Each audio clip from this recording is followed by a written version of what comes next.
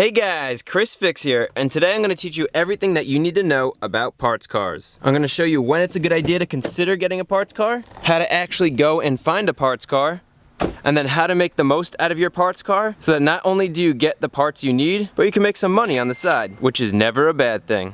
For those of you who don't know, this is my 2003 Jaguar X-Type that we got from my father. I actually made a whole video series where I showed you how to figure out the value of the car, how to inspect the engine, the interior, go for a test drive, and then how to negotiate with the owner to buy the car. And I'll leave a link to that video series in the description, so if you want to learn how to buy a used car, you could check it out and learn all new tips and tricks to lessen your chances of getting stuck with a dud. And yeah, I know, you don't have to tell me these cars are not known for their reliability, but guess what? Over a year later, the car is still running great, and for the price, we already got our money's worth. We paid $1,900 for this car. But it didn't come without its faults. There were some problems like this big crack in the front bumper, the crash beam here was messed up from an accident, the headlights are messed up, and that's just a few little things that are wrong with the car. But for the past year, my dad's been driving this with no problems, and he loves the car. So now it's time to fix up the little things, and to do that, we're gonna go get a parts car.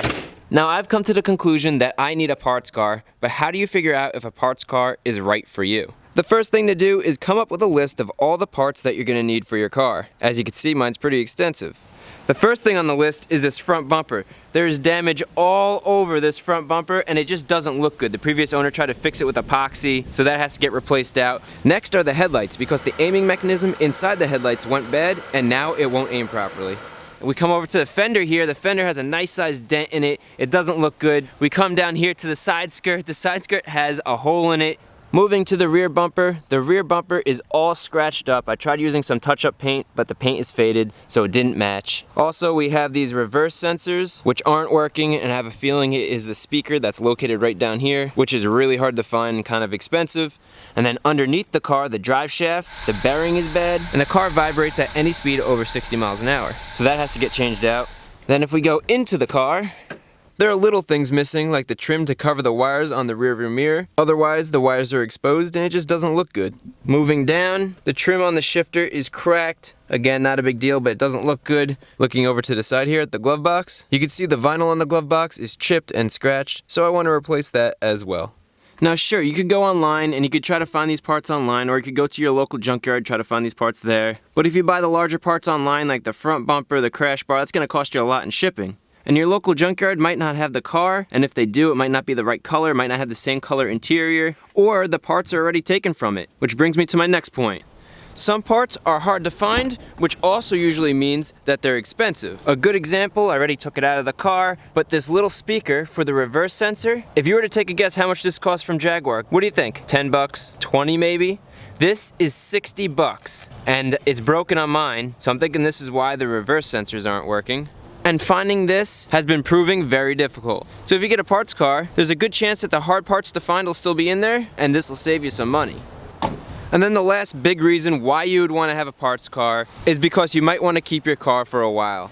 For example, my buddy and fellow YouTuber Saab Kyle repurchased his first car, a 1995 Saab 900, because it's nostalgic for him. This is the car that made him start his now very popular YouTube channel, and he was asking me where he could get parts, especially the hard to find ones. So I told him my plan to get a parts car for the Jaguar, and he liked that idea a lot. So he's actually going to get a parts car for his Saab, and I'm going to help him out with that. So that's going to be an awesome collaboration. So basically, if you need a bunch of parts for your car, or you plan on keeping your car for a while, a parts car is something you should consider. So now you need to figure out if a parts car makes sense financially. So what I do is I write down only the parts that I need, and I come up with the prices of how much it would cost me. Now these prices that I have here are on the low side. So I called up a couple salvage yards, I looked online. For example, a front bumper would cost anywhere from 250 bucks to 500 bucks. So I put down the 250, it's the lowest price I could find. And I'm picking the lowest prices because I want to play it safe. So in total, I need about $1,500 in parts. Since I need $1,500 in parts, that's the most I want to spend on a parts car. That way when I get my parts car, I can take all of these parts off of it, and it's like I got the lowest price for each of those parts. But do realize, these are only the parts that I need. The parts car is going to have way more parts than this. So although we spent $1,500 on the car, there are tons of other parts that we could take off the car and sell if we wanted to, and if we sold all those other parts, we could come up with $3,000. So I think you guys are really seeing how a parts car makes complete sense, because not only are you getting all the parts you need, but if you want, you can make some extra cash. So once you realize a parts car is a good idea, next you want to do your research. The first thing to do is figure out what year cars you're going to be looking for. We have a 2003 Jaguar here, but anything from 2002 to 2008 works for this car. All the parts are pretty much interchangeable because the cars didn't change too much over the years. After you figure out what years you want, now you want to find a car with the same color paint. And the other thing is, get a car that has the same color interior as yours. So now I know I'm looking for a Jaguar X-Type from 2002 to 2008, silver exterior, black interior, for around $1,500 max. So the first place I looked, and I think it's going to be the first place most people look, is on Craigslist. All I did was search Jaguar X-Type parts car, but there's only one result, and it's a smashed up Jag for $950 plus shipping, because it's all the way in Brooklyn. But this won't work because the front end's smashed up and I need a front bumper. So I searched other places, then I got an idea, and I checked out the same online auction site that I got my Mustang from. And they had a ton of cars to choose from. This was actually really convenient because they have cars from all over, all different colors, so it ends up being a good place to look around. I finally found a 2002 with the same silver exterior, black interior, and from the pictures it looks like it's in good shape with all the parts that I want. So I put a $900 bid in. I wasn't really expecting much, I wanted to see what would happen. And well, I'm sure you guys know what I'm gonna say next. And there she is, we have ourselves another Jaguar. Let's back it into the driveway so I don't have to push it. Awesome. Sayonara tow truck, hello Jaguar. Alright, the most nerve-wracking part. Let's go inspect this car. So we don't really know too much about the car. We know it doesn't run, but we don't really know the condition of the car. Sure, we saw some pictures online, but the pictures don't really tell the whole story because it's hard to tell the condition of a car in a picture. In this case, the rear bumper's in good shape, has a nice shine to it, it's not damaged, and that's good. And check this out, this looks so cool. Anyway, let's continue our inspection. I mean, the car's looking pretty good so far. The body panels are in decent shape. I don't see many scratches. The doors are in good shape. The wheels are in good shape. Let's check out the interior. Oof, the interior is a mess. So there must have been an electrical issue because, well, so besides being all disassembled and pieces just kind of dangling here, the interior is in decent shape. The steering wheel's in good condition, the wood trim, the seats are in decent condition, the door panels are in pretty good shape. But I mean, it is obvious there was a problem. Well, that's convenient. I need that part, so I'll set that aside. There was definitely a problem, probably electrical problem. I'm kind of curious what it looks like under the hood, so let's go check that out. And this is always interesting, you never know what you might find under the hood. And in this case, nothing too exciting. We are missing a battery, and it does look like they have the intake apart, which it is.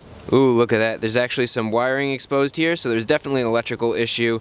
But overall, it looks like most of the parts are here. And in a situation like this, I don't need an engine in my parts car, so any parts that come from this are all added bonus. What really matters is this front bumper here.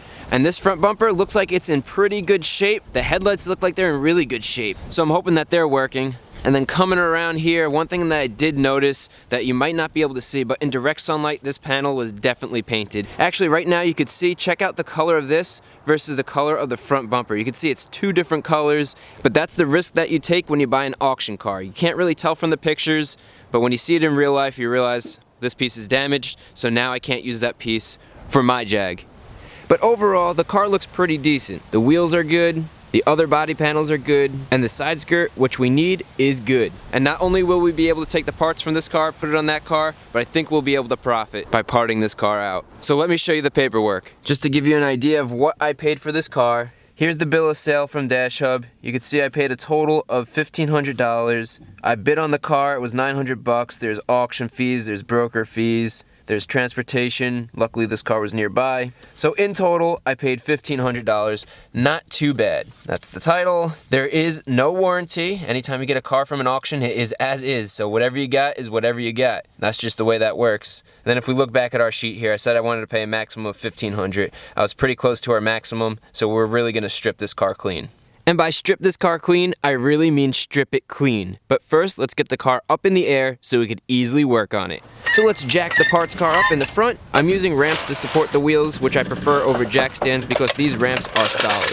Then we could jack up the back of the car. In the back, I'm using jack stands, and we can let the car down slowly to make sure it is rock solid. At this point, the car is jacked up and it's getting dark, but it won't stop me from stripping the car, which you'll see in the next video. Hopefully from this video, you learned when a parts car is something you want to look into for yourself, and also how to go about and actually buy a good parts car. I'm experiencing this firsthand to show you guys the entire process, and in the next video, you're going to see me strip the parts car completely, and we're going to replace the damaged parts on my dad's Jag to make it a lot nicer.